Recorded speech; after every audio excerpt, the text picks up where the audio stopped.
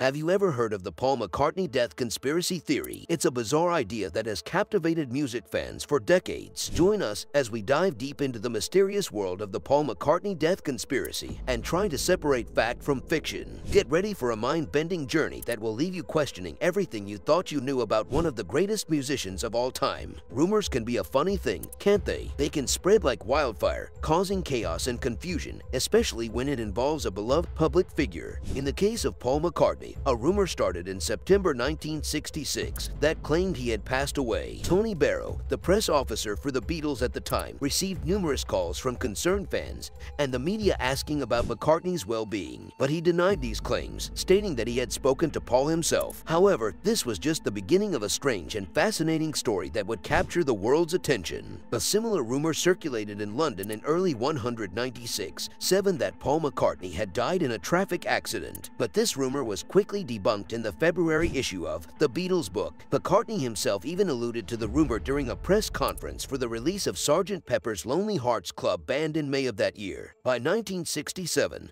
the Beatles had gained a reputation for using backmasking in their music, and fans had become obsessed with analyzing their lyrics for hidden meanings. In 1968, the Beatles released their self-titled double LP, also known as the White Album, which contained a track called Glass Onion. John Lennon wrote the song in response to gobbledygook being said about Sgt. Pepper. He purposely confused listeners with lines such as "The Walrus was Paul," a reference to his song I Am the Walrus from the 1967 EP and album Magical Mystery Tour. But it wasn't until September 1969 that the Paul is dead rumor truly took hold. Tim Harper, an editor of the Drake Times-Delphic, the student newspaper of Drake University in Des Moines, Iowa, published an article titled, "Is Beatle Paul McCartney Dead?" The article addressed a rumor being circulated on campus that cited clues from recent Beatles albums, including a message interpreted as "Turn Me On, Dead Man," heard when the White Album track Revolution 9 is played backward. The back cover of Sgt. Pepper also depicted every Beatle except McCartney facing the viewer, and the front cover of Magical Mystery Tour showed one unidentified band member in a different colored suit from the other three. Despite Derek Taylor, the Beatles press officer, responding to the rumors on the 10th of October, the Paul is dead rumor continued to spread like wildfire. During this time, McCartney was feeling isolated from his bandmates due to his opposition to their choice of business manager Alan Klein, and distraught at Lennon's announcement that he was leaving the group. He had withdrawn from the public eye to focus on his family life, traveling to his farm in Scotland with his wife Linda and their two daughters. On a fateful day in 1969, a caller phoned Detroit radio station WKNR-FM with a wild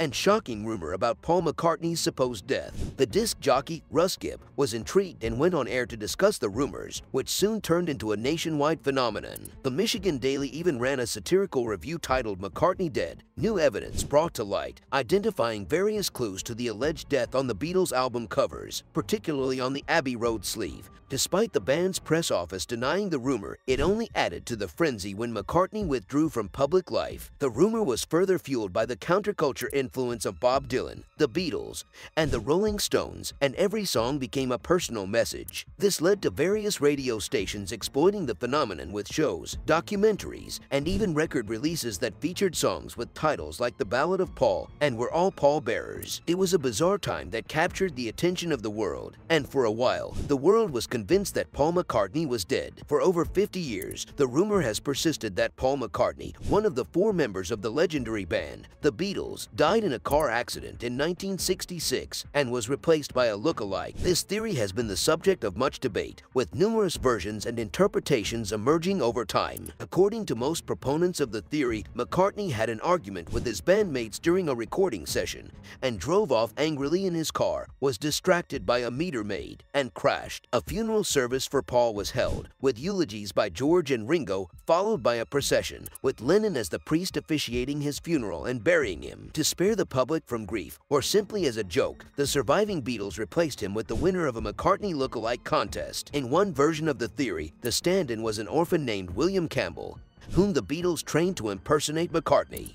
Others contended that the man's name was Bill Shepard, later abbreviated to Billy Shears, and the replacement was instigated by Britain's MI5, out of concern for the severe distress McCartney's death would cause the Beatles' audience. In this latter telling, the surviving Beatles were said to be racked by guilt at their duplicity and left messages in their music and album artwork to communicate the truth to their fans. Numerous supposed clues to McCartney's death have been identified by fans and followers of the legend. These include messages perceived when listening to songs being played backward and symbolic interpretations of both lyrics and album cover imagery. Two frequently cited examples are the suggestion that the words "I buried Paul" are spoken by Lennon in the final section of the song "Strawberry Fields Forever," and the interpretation of the Abbey Road album cover as depicting a funeral procession. It was October 1969, and rumors were circulating that Paul McCartney, one of the Beatles, had died in a car crash and been replaced by a lookalike. The band's press office quickly denied the rumors as a load of old rubbish, but the speculation continued. McCartney agreed to an interview with BBC Radio reporter Chris Drake to address the rumors, admitting that he normally did an interview a week to stay in the news, but that he had been avoiding the press lately. However, the ploy failed, and the rumors persisted. To make matters worse, a CBS News crew secretly filmed McCartney at his farm,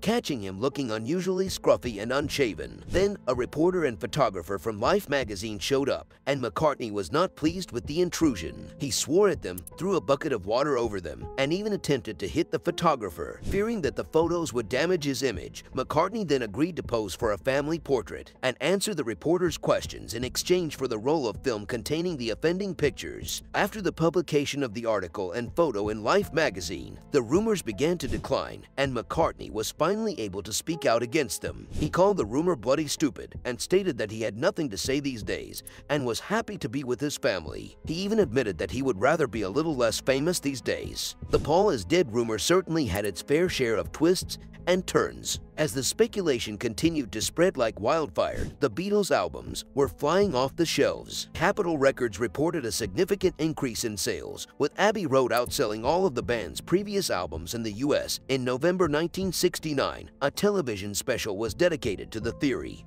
Hosted by F. Lee Bailey, the show featured cross-examinations of the rumor's proponents and opposing views from McCartney's friends and associates. The broadcast only served to add fuel to the fire, and the rumor persisted for some time. McCartney, meanwhile, had returned to London with Linda by his side. He began recording his debut solo album in secret, which was kept under wraps until shortly before its release in April 1970. The announcement of the Beatles' breakup followed soon after. The Paul is dead theory even found its way into pop culture as it was referenced in the hoax surrounding the Canadian band Clodagh. Years later, the rumor's originator, Tim Harper, now known as Tim LaBerre and the bassist for Riders in the Sky, continues to receive messages from conspiracy theorists seeking new developments on the theory. The saga of Paul is dead may have long since faded, but its impact on music and pop culture continues to be felt to this day. The legend of Paul is dead has taken on a life of its own, becoming a genuine folktale of the mass communications era.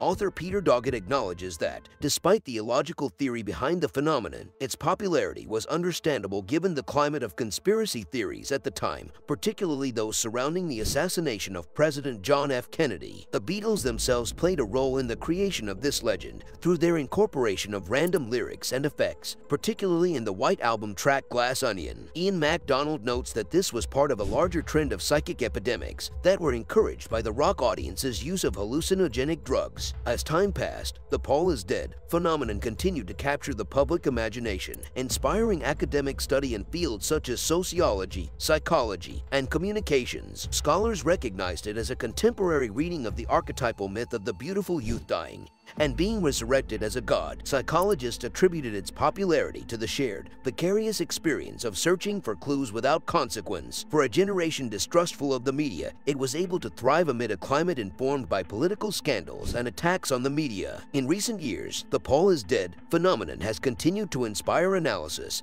and exploration. Beatles biographer Steve Turner notes that the theory still has the power to flare back into life, citing a 2009 Wired Italia article that featured an analysis analysis by forensic research consultants who compared selected photographs of McCartney before and after his alleged death. The man shown in post-November 1966 images was not the same. According to their findings, the legend has even inspired similar rumors concerning other celebrities, such as the unsubstantiated allegation that Avril Lavigne died in 2003 and was replaced by a person named Melissa Vandella. All in all, the Paul is dead phenomenon serves as a fascinating case study of the power of mass media and the human fascination with conspiracy theories.